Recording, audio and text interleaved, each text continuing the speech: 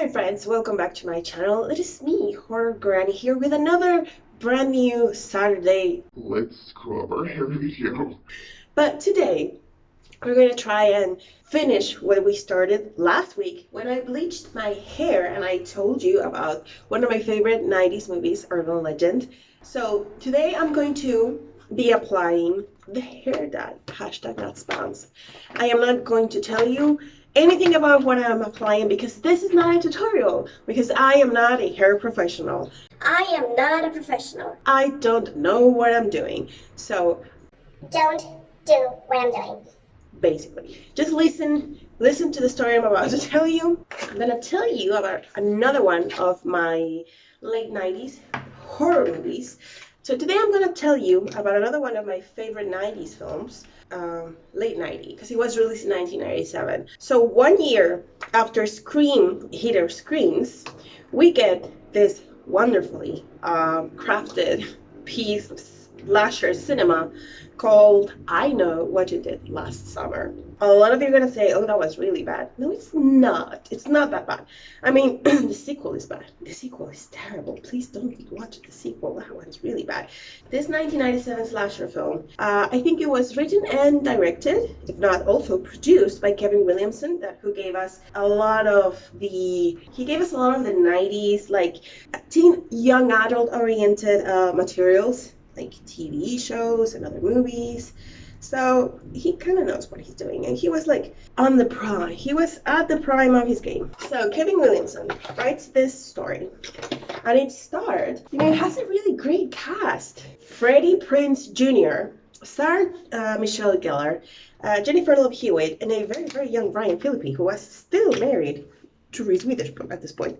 And so they are the four main characters. It's Julie, Helen, Barry, and Ray. And they just finished high school. They're about to embark on the last summer of their youth before they start their grown-up, glamorous lives. Helen wins this pageant. It's a local pageant, and her boyfriend, Barry, and her best friend, Julie, and her boyfriend, Ray, are all there. And when she wins, they start partying because, it's the summer. The soundtrack is kind of cool. There's also this guy called Max. It's the guy from The Big Bang Theory. I can't remember his name. Oh, damn it. I will add it later on, I promise. So this guy, he has the hots for Julie, but Julie, of course, is with Ray, who is Freddie Prinze Jr. So it's like, man, stay away from her. So they're partying, they're drinking. Barry, who's a jock, Helen's boyfriend, is not very good at drinking. He gets a little belligerent. So they're drinking at the beach. They are doing whatever teens do when they are drinking at the beach. And then they decide to drive back home. And since Barry is a jock and he's very belligerent, he's like, I don't want to give you the keys to my car and whatnot. In the end, he's too drunk to drive, and the other guy, Ray, starts driving. So they are all heading back. And this beach scene, this is like the exposition of what these people are and who they want to be. I mean, Helen is moving to New York. She wants to be a famous actress. She wants to make it big. Barry is a jock. He plays football, so he's gonna be a famous football player, and they're gonna get married, and they're gonna have kids and whatnot. And Julie is going to college, and she wants to be a lawyer, I think. Ray is the only one that kind of has nothing going on in his life. He's the son of a fisherman, and he's afraid that he's always going to be a fisherman, and he really doesn't want that. But, too bad for him. So they're driving back. They get distracted, and they hit someone. At first they think, oh, it was a deer. It's okay. It's just an animal. But no, it turns out it's an actual human being. And they panic, they freak out. And then this guy, Max, the guy that has the hots for Julie, drives by, and they try to pretend that nothing is wrong and that, they only stopped because Barry needed to puke because he's too drunk. This is important. This is an important plot point for later on.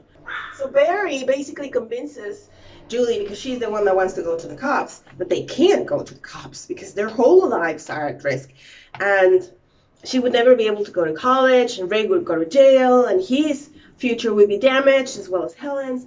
So they basically decide to dispose of the body. So I'm gonna start looking at the mirror. I'm sorry. To dispose of the body and forget it ever happened. And they do this by tossing the body into like a river. So a year goes by, and it is the next summer, and Julie's doing horrible in college. She's flunking her classes, and she's basically forced to go back home. She doesn't want to, but her roommate's like, you gotta go, and blah, blah, blah. So she's on a scholarship, and basically her scholarship is at risk, and she's failing so many of her classes. Her parents don't know this. And she gets home. She hasn't heard from Helen, Barry, or Ray since what happened.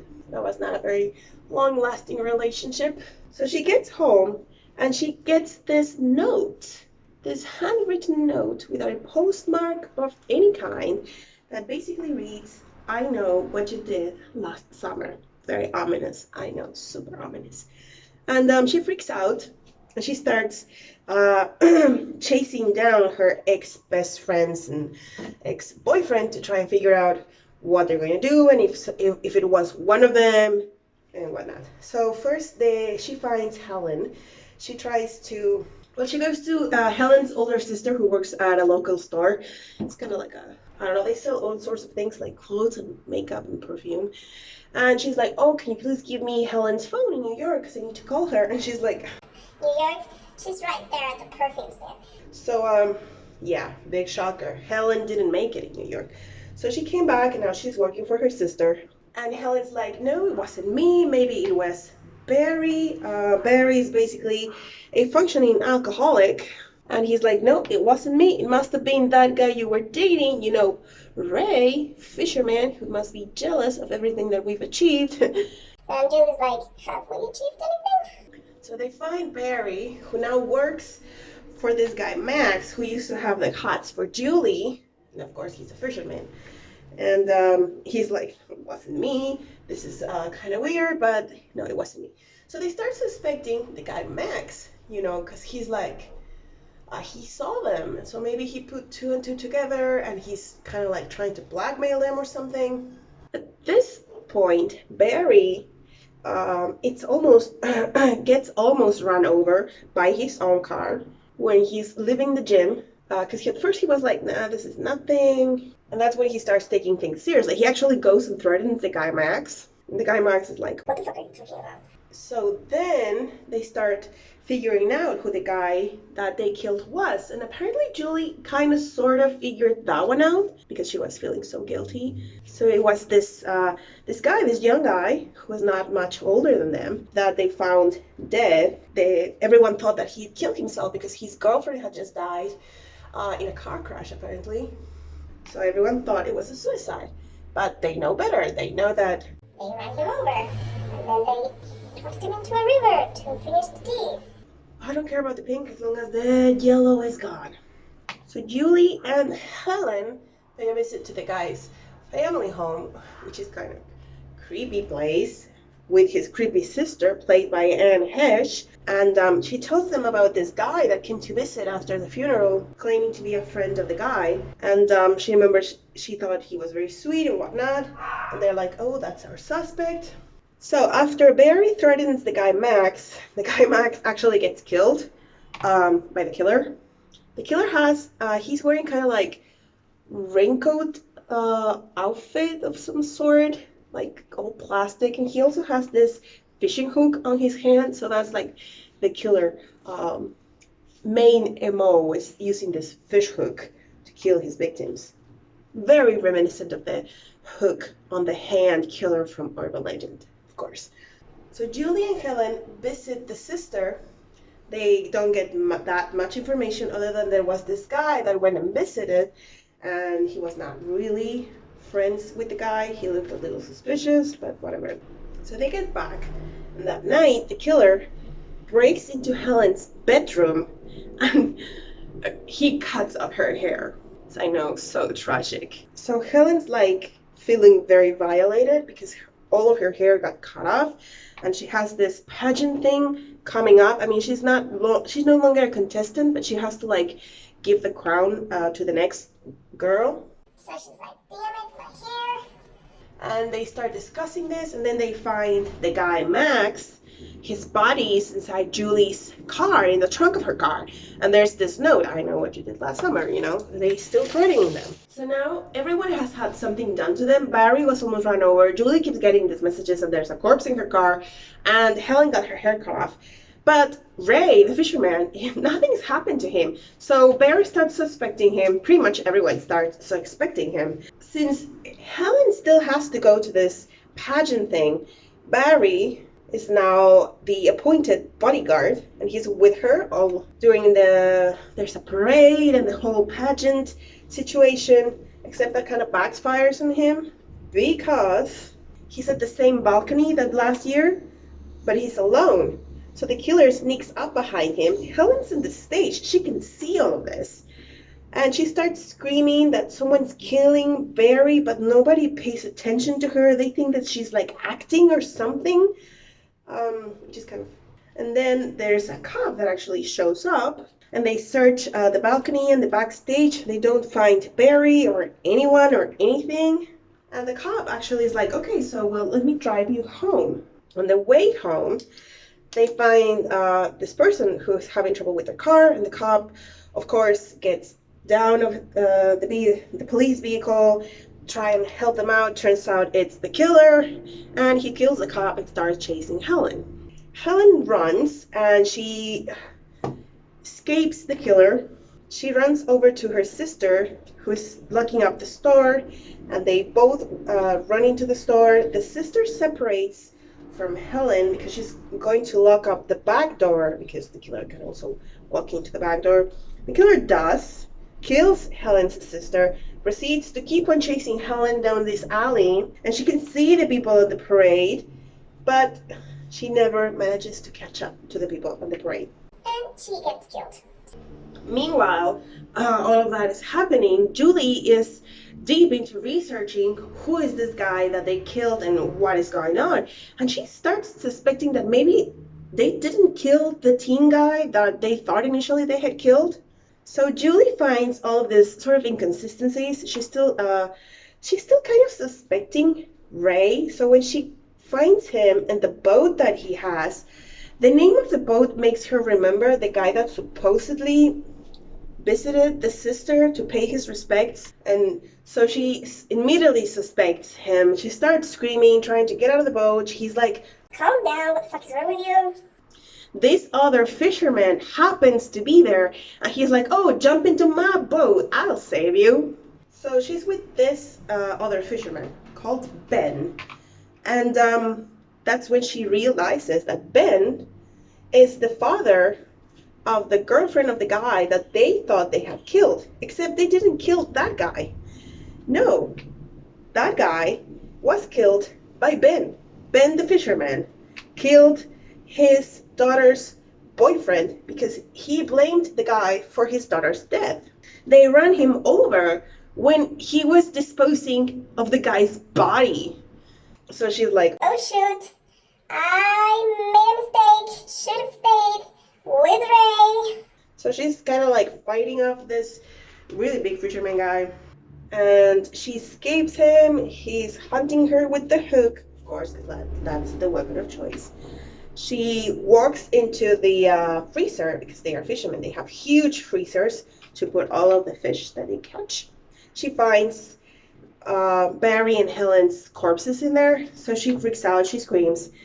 Ben hears that and starts, walking after her. At this point in time, Ray actually catches up to them and starts seeing the commotion. He's like, oh Shoot, she's gonna get killed. Ben gets kind of like tangled up in some ropes. I know they have a specific name, but I don't know it. They're connected to a set of pulleys. So when he's like not paying a lot of attention, Ray actually steps in and pulls a rope or a lever, and that makes this huge sort of metallic thing travel all the way up to Ben and kick him off into the ocean. Hence, Julie gets saved. Once they are talking to the cops, and the cops are like pulling all of the nets and stuff out of the water that fell when Ray actioned whatever level he actioned, all they find is a hand, Ben's hand, holding the fisherman's hook. That's all they find. So it's a great sort of like, oh, I'll be back situation. So the movie ends very happily. Julie and Ray are back together. They're making plans for this summer, which is apparently the following summer. Yeah, she's talking on the phone with him. She's back at college. She's taking a shower. So she's all alone in that bathroom. She's walking up to a mirror, and then you can see there's this theme, you know, this theme that forms in the mirror, and someone wrote down, "I still know what you did that summer." And that's where the movie ends. So it's not a bad ending, actually. Not a bad ending at all. So I know that there are not that many deaths, and a lot of them are not quite as gnarly as in some other movies. But the thing with this film is the theme, you know, a group of teens that have their lives ruined because of a very bad thing that they did. And actually, I just learned this recently when I was reading up for the video. It's actually based on a book. It's based on a book by the same name, and it was published in 1973. And I can't remember the name of the author right now, but I will put it up on the screen. It's based on a book. That's why the story is a little bit different. It's more sort of like a mystery, but there's also killings, and it works. It definitely works. Oh my god, I am making a mess now. What am I doing? I don't care if the pink stays as long as the yellow goes. That's all that we're going for today. Getting rid of the yellow. We don't care about the pink. Pink can stay. Pink is cool. Pink is good. Pink is life. So I'm gonna let this rest in my head, and I'll show you what it looks like. A few moments later. We're back. So I showered. I rinsed. It is looking still a little bit pink. I don't mind the pink. I just hope all the yellow is gone. Is this part right here? I don't know. I'm not sure about that. But yeah, I don't have a hair dryer. I'm not that type of person. So we're just gonna have to wait for it to dry, and then I'll show you the end result. Okay? 2,000 years later. So yeah, this is what my hair looks like now after drying and straighten it. I know I shouldn't have, but it's the only thing I know how to do. I don't know how to curl hair. This is the extent of my hair doing abilities. So yeah, I think it looks very cute. Let's see. Ooh. There is some pink in there, and yeah, a little bit of yellow. I don't know if you can see that, but right there, right on the money piece, it is still a little bit yellow, and that's really bugging me. But other than that, I really like it. I like the fact that it looks a little bit pink on the sides. I don't know if you can see that. There's a little bit of pink, and it looks very cute. It's like blonde on top, and then like when it moves, it's like a dash of pink underneath. So I'm probably gonna dye it pink in the following days, because that's how crazy I am. But yeah, I'm pretty happy with the end result, except for the yellow money piece, because that's not what we're going for. And this is gonna be the end of the video for this Saturday. Hope you have a great weekend. Please look after yourselves. Wear your face mask when you're outside. Keep a safe distance. Wash your hands constantly. Also, don't forget to like and subscribe to see more of this content. And click on the notifications bell so you can get notified whenever we post a new video. See you later. Bye.